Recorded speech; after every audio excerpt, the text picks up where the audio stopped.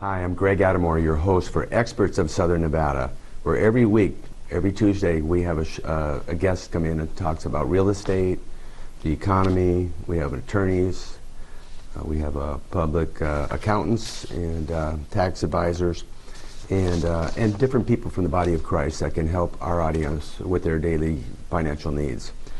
Today I'm here with Walter Stocker, who's the author of Red to Black, How to Grow Your Business from $0 to $1 million in 3 years or less.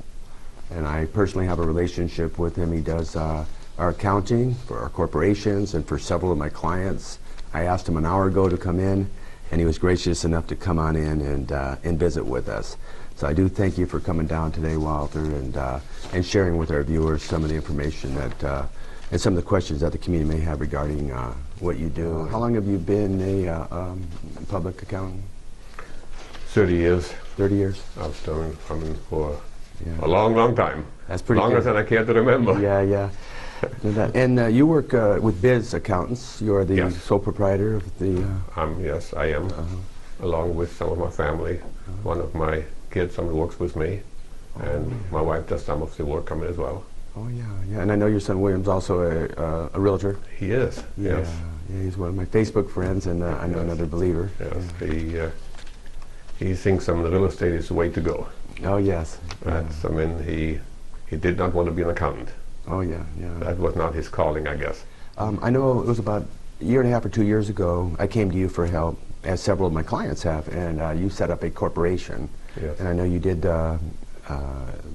former broker Dan Carson. He recommended you, and he told me you save a lot of money by setting up an LLC, and certainly I have. And for people who are watching, can you comment a little bit about what an LLC is and what are the benefits and maybe disadvantages or advantages of setting up one? Well, there are basically three types of corporations. The most common one is a C corporation, and that's what most large corporations are. Okay? And the advantage of it is that all the money stays in the corporation. The net profits do not filter down on your personal tax return. An advantage would be, for example, if you collected Social Security income and you don't want another $50,000 filtered down your personal tax return, and so your Social Security income would not be taxable. Okay? If you wanted to form an LLC, which is a pass-through entity, any income or loss that you have in there will filter down on your personal tax return. Okay. It's generally used, for real estate, mainly because real estate, of course, has depreciation involved, and therefore, you could create a loss possibly, and so in that case, filtering down a loss onto your personal tax return might be a benefit. Okay. The third kind would be a Subchapter S Corporation, which is fairly similar to an LLC because it's a pass-through entity, as well. Was that for smaller businesses? A lot of people, think S corporations is the best way to go. However, as of lately, because the IRS has decided, that all net profits you're supposed to pay Social Security tax on it, it's no longer, the best deal for small businesses. Oh, I see. So as the laws change and things have policies changed over the years, and also the IRS, is heavily auditing Subchapter S corporations.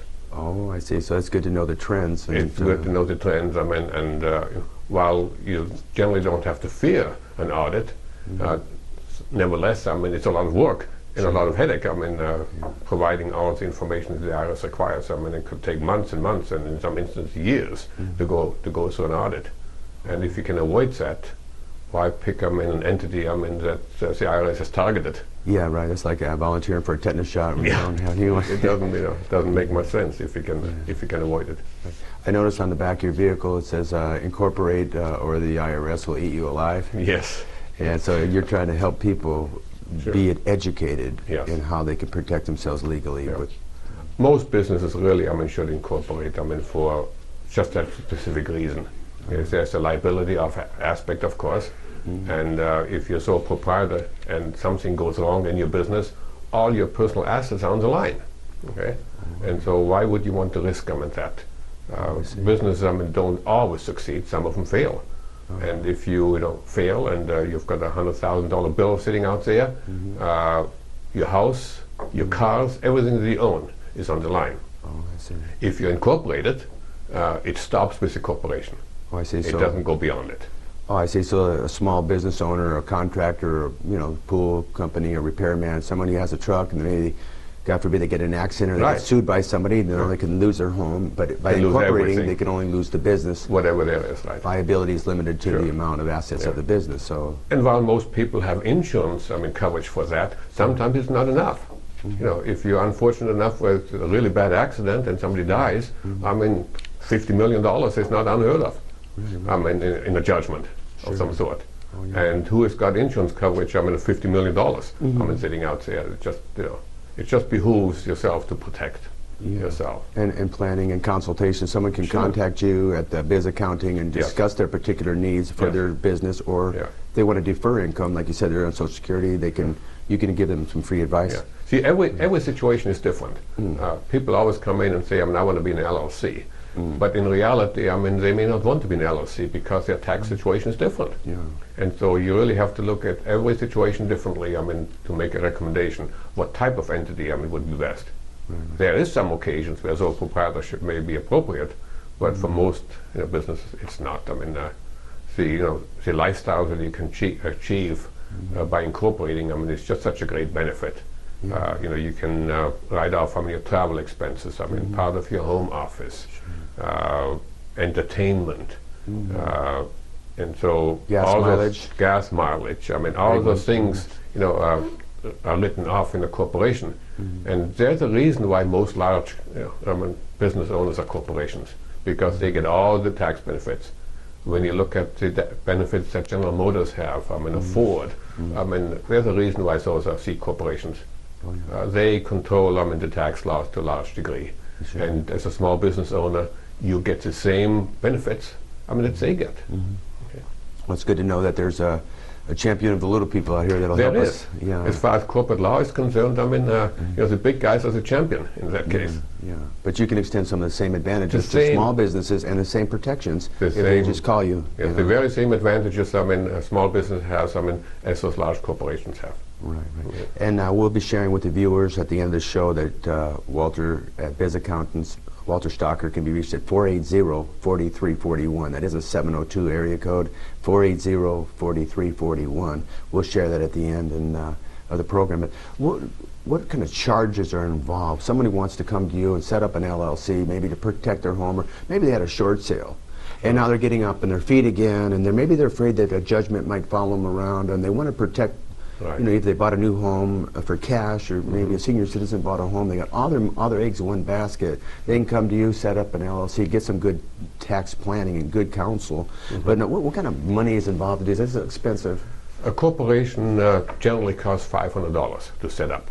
A Secretary of State charges $400.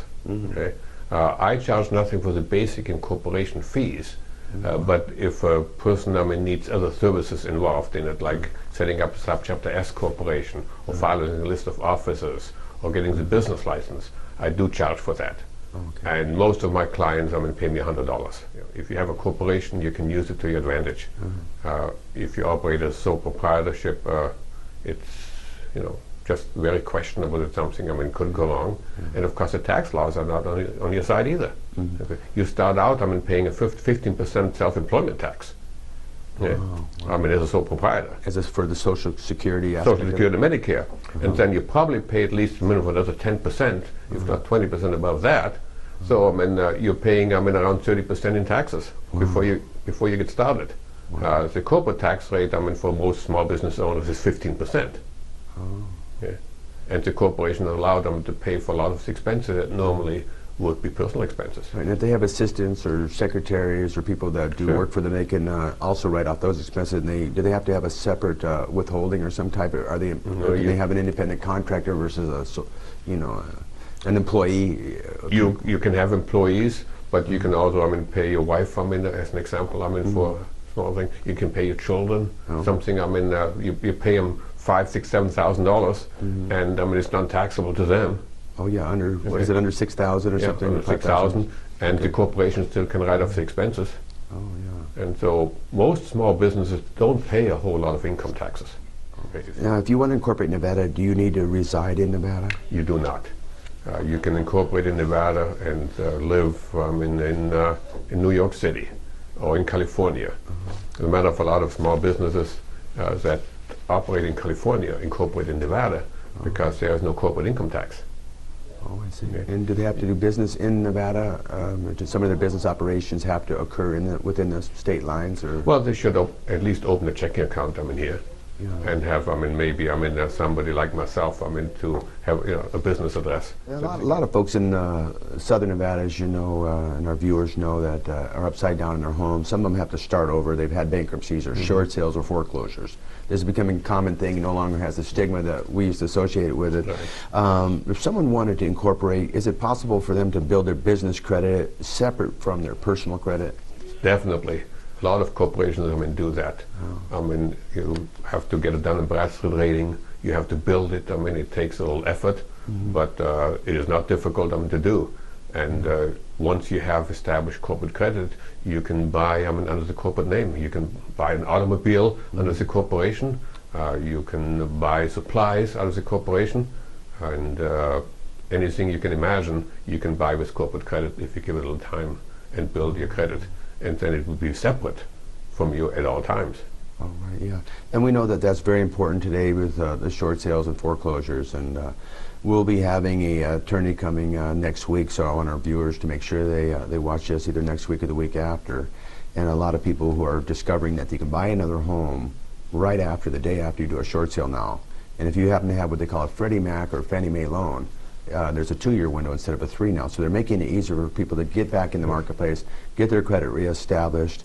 And in the interim, though, if they have to wait 2 or 3 years, or if they've had a foreclosure, sometimes that can linger 5 to 7 years on an individual.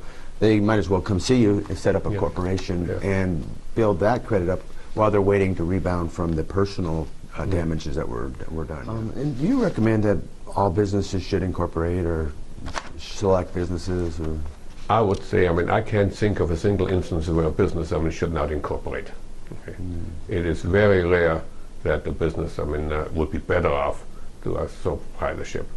Perhaps if you're very, very small, and your income, is $2,000–3,000 a year, obviously it would not make much sense, to incorporate. Right. But if you plan to build your business, why not start it out right? And incorporate. The cost is relatively small, and the protection, is great. The tax savings are great. It's very rare that somebody, shouldn't incorporate. Most small business people don't realize, that they start a business by being a plumber or an electrician or having a trade, and so they're very good at what they do. Yeah. But they don't understand, that accounting and bookkeeping, is vital, to their success. Because they don't know where the money is coming from, they don't know who they're paying, they don't know, what they need to do in order, to further their business. Absolutely. And creating a profit and loss statement and showing, where the money is being made and what is going out, is very important. Oh, yeah. And if people don't do that, if they do what I call checkbook accounting, they call the bank every day to see what the bank balance is. Oh, yeah. Then they will never know, where the money is coming from and what the expenses are. Yeah. And most likely they'll never succeed in business beyond, being very small. Now, what are the recurring fees? Every year there's every year is $425. $425 to the Secretary of State? Secretary of State, yeah. Okay, so there is some, well, I charge $100 to be the resident agent per year. And the Secretary of State charges $325. There is now a business license, that has been fairly new, that we didn't have 2 years ago. The state of Nevada decided they needed more money, and so every corporation now has to get a business license. Say someone sets up a corporation now. We said you mentioned officers, a secretary, a treasurer, a president. Yes. And one man, can form a corporation in Nevada. You don't need, 3 or 4 or 5. A person can be the president, secretary, treasurer, and hold all the offices. In Nevada. And you mentioned you could be resident agent. Let's suppose somebody has a corporation, and in the event that they're incapacitated or untimely deceased, is there a way that you can set up a provision where maybe the wife is protected or the husband for the assets of that corporation, or does it have to go through probate? Or no, it does not. In Nevada, the ownership of corporations is private. Nobody knows except you yourself as a corporation, because I mean the paperwork for it stays in your office. Okay, and so you could have ownership held in the name of your children, in the name of your wife, and of course corporations never die. Corporations stay in existence forever. Right. So when you sit down and do the planning and the initial consultation, you're looking at legalities and tax consequences and their personal situations. I find out medical. Yeah, I find out where they're at in life. I mean, I take a look at their last couple of tax returns. I ask them questions. I ask them, what do you want to do with your money, perhaps after you pass away? And based on what they tell me, I can then make a recommendation. What I think would work best for them. Right, and maybe some, a lot of us, Las Vegas, and of course the United States, most of us are senior citizens now. We're on the baby boom. And a lot of us are getting older, and, with the health, people are suffering from health problems, medical problems. A lot of times people are undergoing a lot of medical treatment or surgeries, and a surgery, if you don't have the proper insurance, can wipe out your life savings. If people need advice, how can they contact you, and where's your office located? Is what Sahara? I'm on Rainbow. I'm in between Desert Inn and Sahara, 2688 South Rainbow. Suite D, and I'm open Monday through Friday, every day. And they can go to my website at www.bizaccountants.com and log on and find out more information about our business. www.bizaccountants. Yeah. And you're located at 2688 South Rainbow, Suite D as in David. Yeah. That's only 2 blocks south of Sahara, if I'm not mistaken. Right. So just Sahara and Rainbow, go 2 blocks south, and you're at your office in the Wilson building. In the Wilson building. Nice. Turn on Eldora. Eldora, corner of Eldora. And your phone number again is 702-480-4341. 4341. And as we conclude today, I just want to ask you one thing that's on the minds of a lot of homeowners, especially and realtors. The Mortgage Debt Forgiveness Act is due to expire at the end of the year. Is it your thought that this will eventually get extended? My prediction would be that they would extend it, because there are so many people affected throughout the country that if they all had to pay income taxes on that $100,000 or $200,000, it would spell out disaster for those people. Right. Well, I thank you, Mr. Stocker, for coming in today. It's been a great wealth of information that you've shared with our viewers. We hope to have you back on soon. And if you have any questions regarding real estate, I'm Greg Adamore, your real estate coach. I'm happy to take calls anytime, except when we're on the show. And I can be reached at 702-561-7454. And again, I highly recommend the services of Walter Stocker. He's a very experienced and very compassionate Christian man. He can be reached at 702-480-4341. 480-4341. We just thank you so much for attending. Please tune in next week. We're going to have a great show. And God bless you and have a great day.